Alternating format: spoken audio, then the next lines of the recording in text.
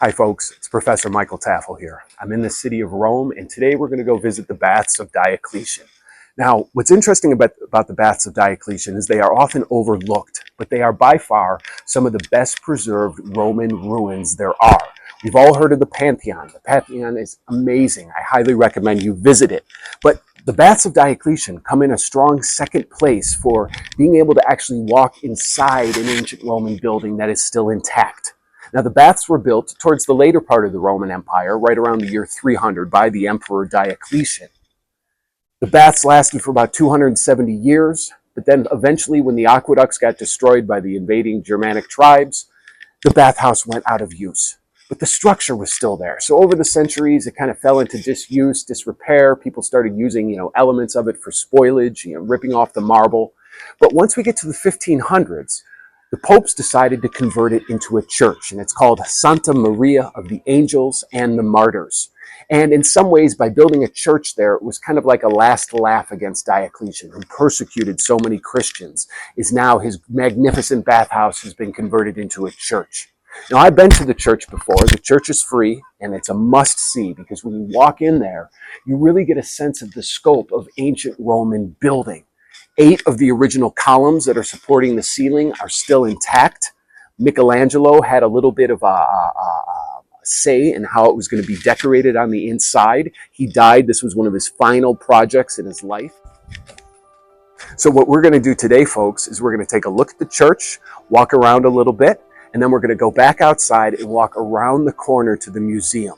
And the museum also has elements of the bathhouse that you can walk into, but it also has a lot of different ancient Roman artwork. I heard it's one of the top Roman museums in the city. I'm very excited because I've never been there yet, so I'm glad to have you folks joining with me on my first journey there. So thank you for watching, and let's go visit the baths.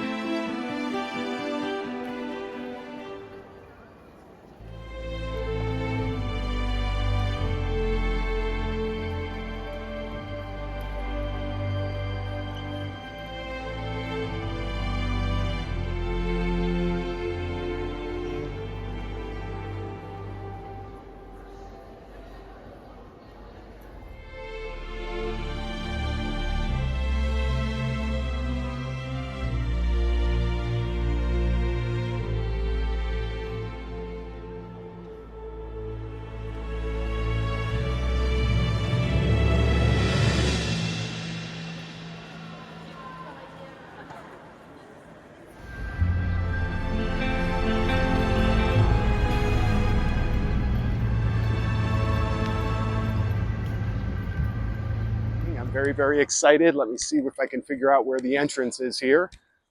Very beautiful stuff already.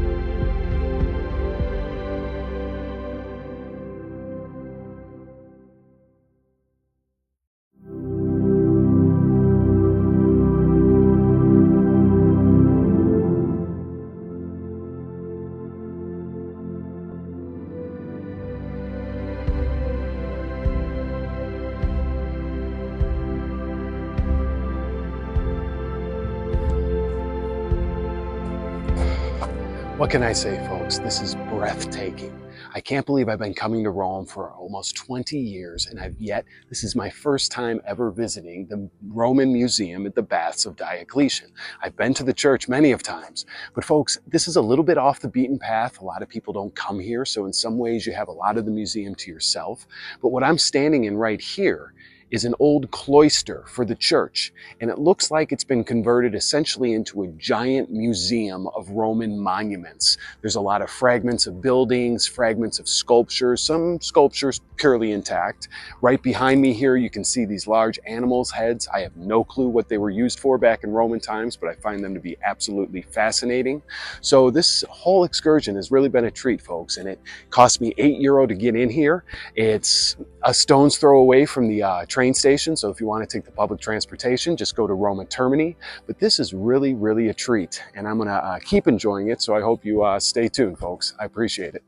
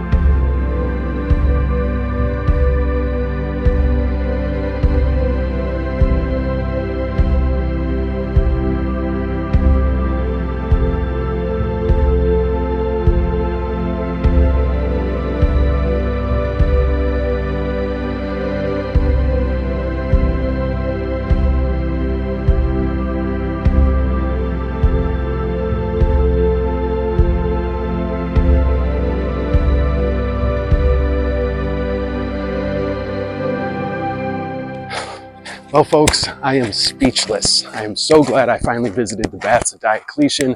I hope you enjoyed this, and I hope I've inspired you to come visit too. So thank you for watching, and we'll see you soon. Take care.